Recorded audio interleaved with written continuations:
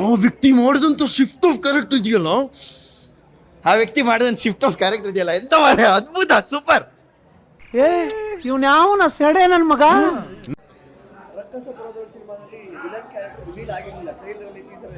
ಹೌದು, ಅದೇ ಹೇಳದ್ನಲ್ಲ, ಒಬ್ಬ ವಿಲನ್, ನಂಗೆ ಆ ವಿಲನ್ ಯಾರಂತದೇ ಗೊತ್ತಿರಲಿಲ್ಲ ಆಕ್ಚುಲಿ. ನನ್ನ ಮೇಲೆ ಆಣೆ ಇಟ್ಟು ಈಗ ಯಾರ ಹತ್ರ ನಾವು ಮಾತಾಡ್ತಾ ಅವ್ರ ಹೆಸರು ಅನಿರುದ್ಧ್ ಅಂತ ಹೇಳಿದ್ರು. ನನಗೆ ಅನ್ಸಿರೋದು ಒಂದೇ ಬ್ರದರ್, ಏನಂದ್ರೆ ಒಬ್ಬ ಕಲಾವಿದನಿಗೆ ಬೇಕಾಗಿರುವಂಥದ್ದು ಶಿಫ್ಟ್ ಆಫ್ ಕ್ಯಾರೆಕ್ಟರ್. ರೀ ಅದು ನೀವೇನ್ರಿ ಹೇಳೋದು?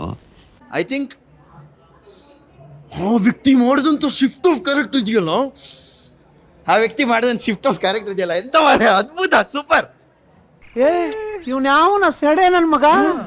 ನೋಡಿದ್ರೆ ಈಗ ಲೈಕ್ ನಾನೊಂದು ಶಿಫ್ಟನ್ನ ನಿಮಗೆ ತೋರಿಸ್ದೆ, ಅಂದರೆ ಆ ವ್ಯಕ್ತಿ ಅಲ್ಲಿ ಒಂದು ಕೋರ್ಟ್ ರೂಮ್ ಡ್ರಾಮಾನೂ ಅಲ್ಲ, ಇದು ಒಂಥರ ಈ ಪೊಲೀಸ್ ವೆಹಿಕಲಲ್ಲಿ ಹೋಗ್ತಾ ಇರ್ತಾರೆ, ವೆಹಿಕಲಲ್ಲಿ ಹೋಗ್ತಾ ಅವನು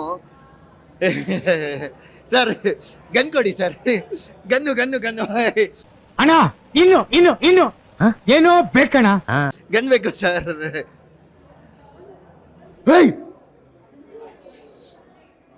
ಅವನು ನನ್ನ ಪೇಷಂಟು.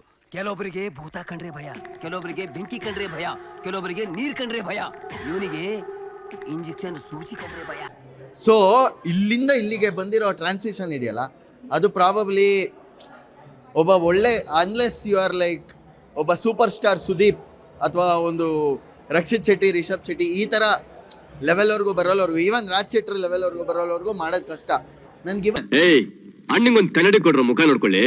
ಇವತ್ತಿಗೂ ಇಷ್ಟ ಆಗಿರೋದು ಆ ವ್ಯಕ್ತಿ ಯಾರಂತ ನಂಗೆ ಗೊತ್ತಿಲ್ಲ, ಬಟ್ ಆ ವ್ಯಕ್ತಿ ನನ್ನನ್ನು ಆ ಲೆವೆಲ್ಗೆ ಇಂಪ್ರೆಸ್ ಮಾಡಿದ್ರು.